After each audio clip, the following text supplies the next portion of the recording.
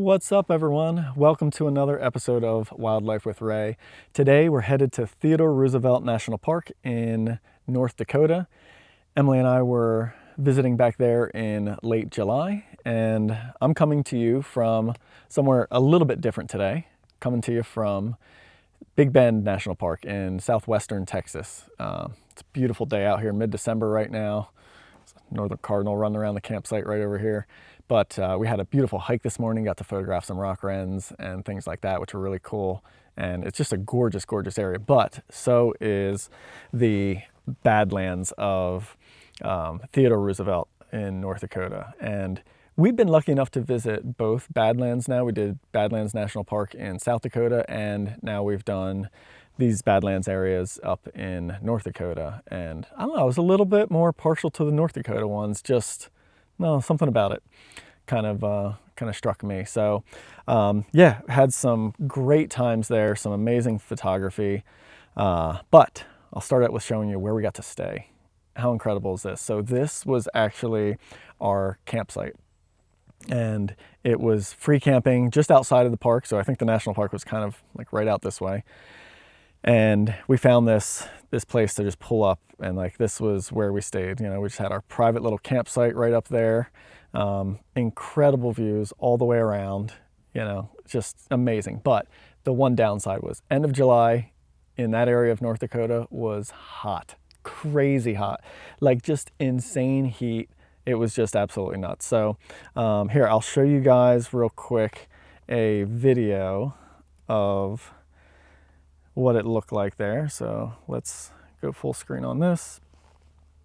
And you can kind of get an idea of what it looked like in that area. I mean, the view was just amazing. It really was. It was so incredible seeing that place like that, and just being able to park just up on the edge like that. Just really, really amazing. So we had an absolute blast staying there. And it was maybe, I think, 10, 15 minutes to get into the park, something like that. So really, really cool place there. So go ahead and stop that one. But yeah, it was just gorgeous. So that was cool. That's where we got to stay. There's me and Emily chilling out there. First night we got there, incredible sunset. So there was a lot of wildfire smoke from fires. I don't think they were even in the area. I can't remember. We've been traveling so much since then. I can't really fully remember where it was at this point, but we did have some wildfire a lot, and so it did this kind of stuff to the sun. So here's a phone photo just to let you see what it looked like for the kind of the landscape there. But that's what it looked like when you zoomed in a little bit closer, which was really, really cool. There we are again, happy when we got there because it was evening and not hot. Oh, you know what? This one seems, oh, so this was just from the campsite right there. So actually, if I go back to here, the next morning, I think it was the next morning or may have been that evening. I can't remember that specific timeline, but right kind of like on these trees right here on the backside was actually where I got this spotted towhee out, just kind of trying to show the hills there. And I'll go ahead and bring the settings up so you guys can see there. 175 millimeter for that one. It was very scenic there, but there wasn't consistently a lot of birds there is what I recall. So, but one of the things we really wanted to get were these prairie dogs. And so I think that may have been this may have been the evening right before sunset. And then the next morning we went out and went to our first prairie dog town area, which was so cool. These things are freaking adorable. They're so damn cute. And so it was a matter of trying to get some cool photos with them. We had seen prairie dogs in the South Dakota Badlands the year prior, but never got great shots or close opportunities. And so this was a nice chance to kind of make up for that. I did bring out the 400 TC with this because I thought it might be the same kind of thing. I didn't know how friendly they'd be. So I wanted a little bit more reach to start out with for just the first time photographing them. The light was kind of mediocre, I'd say, you know, just kind of soft overcast light, but you know, it worked nice that you could shoot them in any direction and that kind of thing. So that was fun. And yeah, just trying to show them off in habitat there, even at 560 millimeter, right? This guy was way out, pudgy little dude. Here's how, you know, I mean, this is a little bit more telephoto-ish. We did have some coming out closer, but it was a challenge to get them, you know, like when the hillside came up behind them right there, it was hard to get like a nice clean background, you know? So even sometimes when they were close, it wasn't the best shots. And at that point, this was our first time there. I wasn't really, both of us weren't going out in there at all. We were just kind of staying along the road. And that's where this was. This was kind of one of those situations where you just drive up on the road and there's prairie dog burrows on both sides of the road, and then just a little pull off kind of parking area for people to check it out. And so they're a little bit more acclimated to people is what we kind of thought, because there's so much people traffic there. And I think that was the case for some of them, but they're still kind of skittish, and you know, one of them would throw out an alarm, they'd all go down, and a couple minutes later they'd come back. So it was fun. But yeah, here's some photos. That one's still hilarious, cracks me up. And then there were bison everywhere. That was never really a target. We didn't really target the bison at all, I would say, but whenever we'd see them in a good spot, we were definitely photographing them. So, and I'm trying to remember, I think this was the second prairie dog town. Yeah. So hit the first one, worked there for a little bit. It was an overcast day, which was nice. So we could stay in the park for a while and kind of keep doing some photography. And so, yeah, we get to the second one, like another prairie dog town. And that's where the bison were. And it was kind of crazy to me to see them going up on these hills like this, like just climbing up that stuff. I just expected them to always be kind of down the flat ground, but they were really, there was a big herd. I'm talking probably 50 to 100 animals. And they really were kind of all over the place, up high on the hills, down lower. And the scenery is so pretty. I love the Badlands, like the layers and the colors and stuff. And this is like a super friendly cardinal over here. It's pretty wild. They usually aren't like that. Still shooting the 400-2.8, it looks like, and just trying to do some, you know, different fun compositional stuff and getting a little bit closer when some of them would come into the area. This looks like, okay, 400-2.8 here, and then I switched to 100-400 to show off a little bit more habitat. And you know what? I think now, most of these scenarios, I think I had both cameras going. I think at this point I was running the 100-400 on, let me see if it tells me what camera this is. This was the 100-400 on the Z6 III, and then the 400-2.8 on the Z9. That's kind of, now it's coming back to me what I was doing there.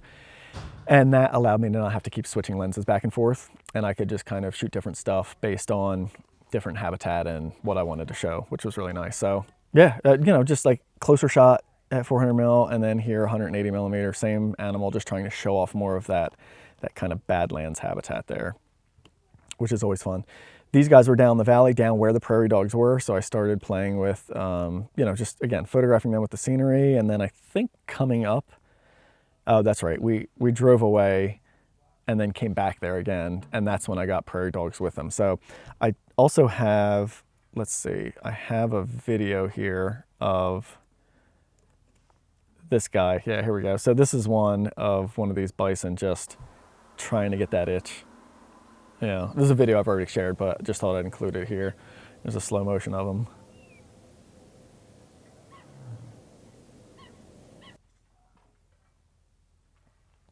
So silly. Just trying to make sure that happens. And then, yeah, this will be something we'll get to a little bit later. Nice herd of them. We shot all of these from the car. Yeah, there he is. Like, there's some stills while he was scratching like that, but then I saw that and I figured, let me get some video clips as well, which worked out really nicely. Yeah, you know, just 100-400, trying to show off the hills, go vertical there. You know, to me, like, just like a portrait of this guy close, or gal, I don't know, just doesn't really do a lot. And the soft light allowed me to kind of go wider, you know, and it's not that wide, 340 millimeter there, 400 millimeter there, but still going vertical really allows me to show off like the mountain top there and a little bit of color there. Plus, I always like when there's hills in the background, you get to sort of see the sense of scale on it, you know, whereas if you cut the top of that off with a horizontal shot, it doesn't really give you that sense, that same sense of scale where you can see the top of the mountain or the ridge or whatever's in the background.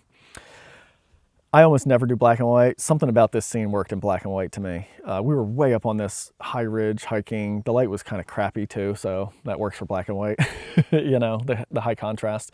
But yeah, just like these bison crossing this river like way off in the distance, and I guess it's not that far, 270 millimeter, but it was far down because we were on another hill that was about at this level. But yeah, it was kind of neat. These guys, we were just driving around, and then this is when I think we went back the second time. So here's a shot Emily took of me. So you can see the bison out there, but then there's like, I don't know if we can see them, but yeah, there's like prairie dog fields and, or kind of burrows and stuff like that right around here. They're kind of scattered all over in there. And so that was kind of neat to try and incorporate them. And I really wanted to do like prairie dog in focus, bison out of focus kind of thing, or vice versa. I guess it wouldn't make sense to go the other way because you're never going to notice a prairie dog out of focus. But yeah, I got this guy walking across there. So there's a prairie dog out of focus, but you know, like I said, you can't really see him. Yeah, this guy coming in hard, and then this kind of concept. So this to me is like one where I was shooting the 2.8. I should have closed down the aperture, you know, like I shot at too shallow depth of field because you can make the bison shape out back there, but maybe not as much as I would have wanted to. This guy, here you go, look, 24 millimeter, right on the side of the road. As we drove, we went and drove up to another spot and then got a visual on this guy, which was really cool. So I'm trying to think. We only went into the park 2 days. This is like our full day in the park. So we went in the park, sunrise, the light and clouds were like this all day long.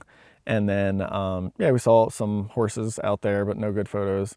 And then we drove to this spot because we had seen some photos from like a trail map nearby that showed this spot and it looked like a big overlook, and we were gonna stay there till sunset. So we went there earlier in the day, had some lunch, just chilled, relaxed for a while. And then, our plan was to just kind of relax, hang out. I don't know if I had work to do, but probably, you know, most of the time when we're in places like that, I'll just kind of use some downtime, get some things done. And then we were just like going to hang out for the sunset. Turns out the sunset was kind of a dud, you know. It just, as you can see, it was pretty hazy, and it totally was the wildfire smoke that shut it down. But this habitat is what it looked like, right? And I started seeing this spotted towhee, and this is one of my favorite shots from that entire trip of birds, I should say. And I got him, you know, lined up right in there. Ended up 135 millimeter. I saw him go up on this perch. I had to move quite a bit to line it up and get him exactly where I wanted.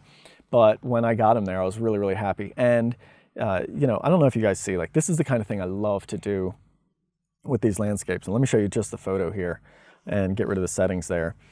You know, this landscape, it's kind of like this light spot here sort of really draws attention. It's this one lighter spot in the habitat there. And I think I have, yeah, here it is straight out of camera. So that's how I shot it. But you can see what I did with the edit, right? Like this is the lighter spot.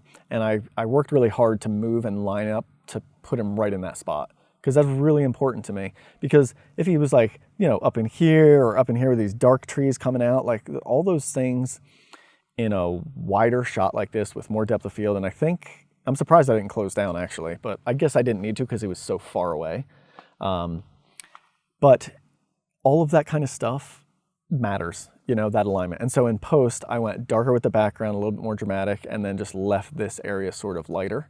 And that really, I think, helps out to frame him in there, draw your eye to him, keep the attention there, that kind of thing, you know? And that's the stuff I love doing with these wider and frame shots. So yeah, there you go. They're straight out of camera. So you can see like none of this made sense to leave in there, but it also didn't make sense to compose it out in the camera because it was just going to be a bunch more white, plain, super boring sky. And so you can see in post, I went to just barely over the horizon in the final crop. Ooh, what do we got coming here? Little ruby crown kinglet bouncing around. That's always fun. They're so fast. So let's move on. These guys, I'm forgetting the species off the top of my head. Lark sparrow. I had found out they were there and really wanted to try and get one. I didn't. I'm getting distracted by this kinglet. He's like right up overhead here. So I didn't know exactly where to get them, but I had never seen this species before, and they're a beautiful sparrow. I mean, look at this bird. It's a gorgeous sparrow. So I was hoping to get a chance to see them, and it turned out they were at this place here where we stopped for this overlook, you know? So I had walked out, photographed the towhee, went further down this path, and then found this male, I think, here. And so, yeah, then I went back, grabbed Emily, and you can see, like, there's some interest in the clouds here, but, like, we just thought the sunset, when the sun dipped down here, was going to do something, but there was just so much smoke. It, like I said, it just kind of killed it, unfortunately. But Emily came out and shot some with me. There's what you can see. Look at that. Like, it just kind of, a little bit of color. It's not bad, but it wasn't what we were hoping with that epic view from up high, kind of higher like that. yeah, there's the two of us out just kind of shooting a few more things with that sunset. Got a few more of this lark sparrow. Man, the markings on their faces are stunning. Got them actually feeding, which was cool. That was neat. And then lazuli bunting, which was neat. We got to see one of them flying around. More sunset, you know, and that's the other thing. Like, it's not bad. I think I could have done something cool, but there was not many birds there, you know. There really just wasn't a whole heck of a lot of birds to work with. And this was around, so I tried to go wider to show off the habitat there. There's the sun as it's setting, and I think at that point, I'm pretty sure we lost all the birds. So next morning, took a break from wildlife, went out and did some mountain bike riding. And so I'll show you guys a quick video here. It was not in the national park because you can't ride in national parks. So I'll just play this here, but just outside the national park. So I got to ride in the Badlands, basically, just like this. And I didn't even notice. Do you guys see that? I think this is the first time I watched this. Look at this rabbit I kicked up right there. Like right here, watch this. There he goes running. That's kind of fun. So anyway, I love getting out and riding like this, and sometimes it can turn into a scouting job that allows you to see something else. Let me show you guys just the video. Allows me to find something else, you know? And trails like this that are smooth and flowing, they're just really, really fun. So, you know, a lot of work to get up higher, and then you just kind of cruise the downhills. But it was such a fun, flowy, smooth trail almost the whole time. And I didn't bring a camera. I didn't get to see anything. It was just to go out and ride and see some habitat like that. So just thought I'd show you guys a little bit of that. And so, yeah, there's a panorama I got from the sunrise that morning. So some beautiful landscapes out there. And that's the other thing. It's when we're in these places, it is not only about the wildlife for me, you know. When did we get this rock wren? Okay, so next morning, we went to another area of the park. I think this was our last day there. I think, boy, it's tough to remember. No, this wasn't our last day because we did the last morning in the park with the prairie dog. So I guess this was probably the next morning or maybe 2 mornings later. I don't remember. But we did another hike right off of a visitor center area, and it went down into the Badlands. The first part of it, like the sun was coming up, it was beautiful. We had a really, really pretty sunrise, but we never really got to see it because we went down in. So it was like this beautiful sunrise up top, but there was like nothing happening up there. No birds, nothing around, even though the scenery was amazing. So we took the trail and went down. It kind of went down in the canyons, down into this badland habitat. And that's when we found this rock wren though, at this one spot. And it was a really cool spot because there was like these kind of rock formations, these kind of smooth rock formations like that. And so we got to hang out with him and try and photograph him and include some cool habitat here. So I think this was all 1 to 400, yeah, for sure. Yeah, just trying to play around with some different things. And then we found this little guy, this little, what is he? Least chipmunk, there we go. I'll show you a couple of cool videos with him. So let's switch over to that, here we go. I'll let you guys check this one out. This is, I think, just a scratch. He just scratched himself there, and like you can see slow motion and fast motion here, or normal speed, I should say.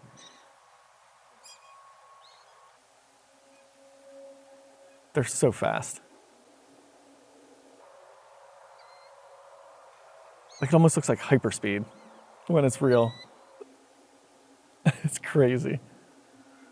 So anyway, I just got a cool clip of him just kind of like cleaning himself and doing that sort of thing. And then I got another one of, yeah, here he was like chasing an ant. So check this out. There was an ant right there. In fact, I think he's holding it. Yeah.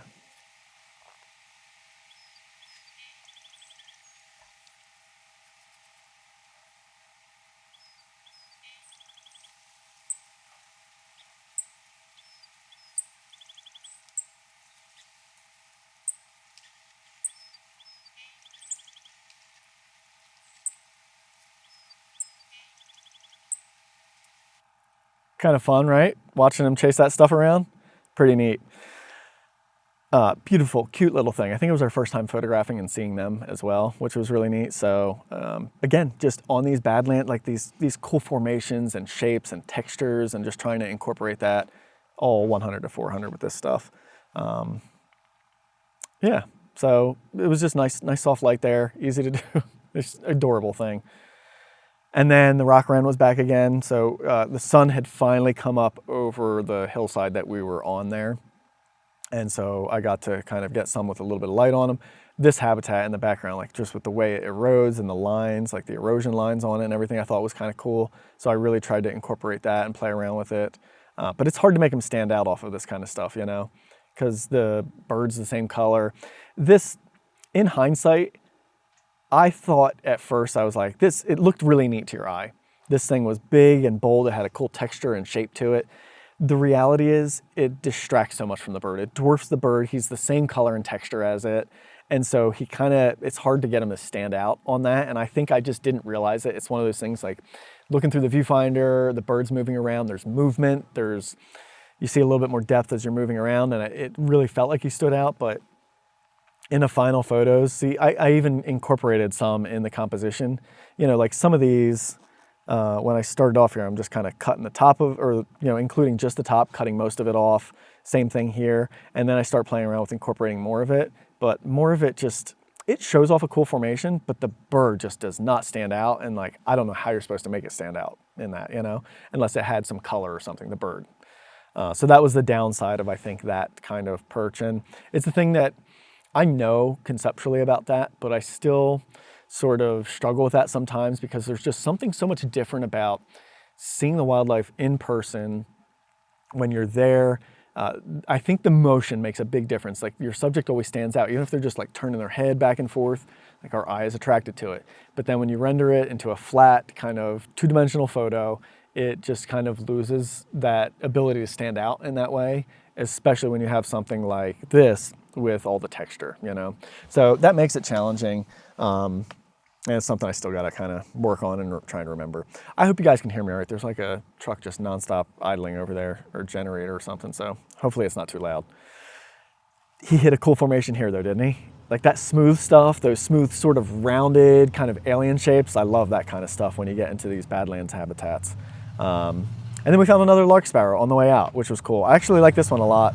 Shot him 100 to 400. Just the grasses there. Got eye level with them. They was just like feeding in these bushes. There was a handful of them in there. But man, they stand out. They're such a beautiful sparrow. All right, last morning, let me show you some videos again of some prairie dogs and stuff like that. So let's bring this up here.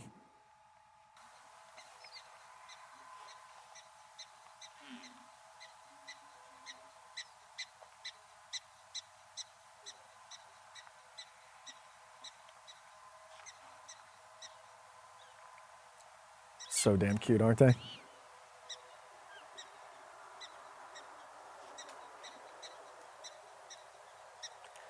Little prairie dog family. This was the last day, so we're getting into some of that and like grooming each other.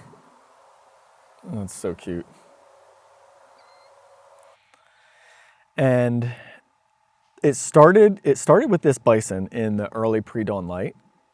But as soon as we got a little bit brighter and like the colors kind of went away, I had moved.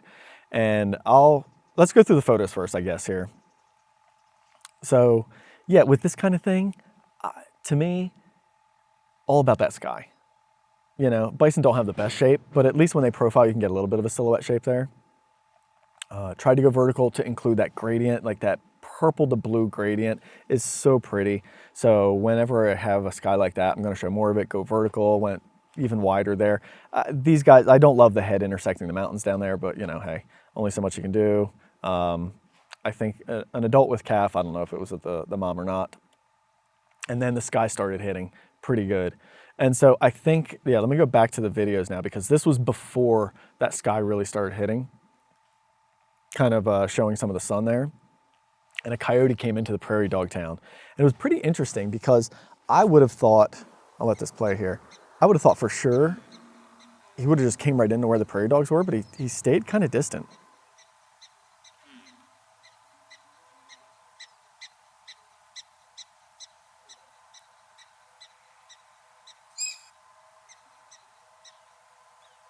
Throwing out the alarm call, running around the bison. Time to hide in the hole.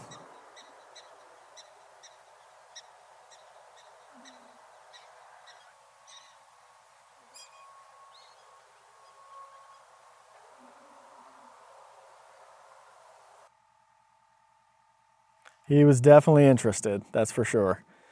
Here's some bison from that same morning, just doing like a dust bath thing. This was something I wanted to capture on photos, but I never had a good position. So they were always too far out, always like not a good background.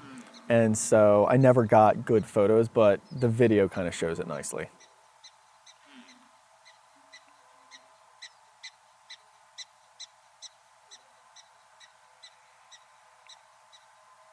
Such goofy critters. They really are.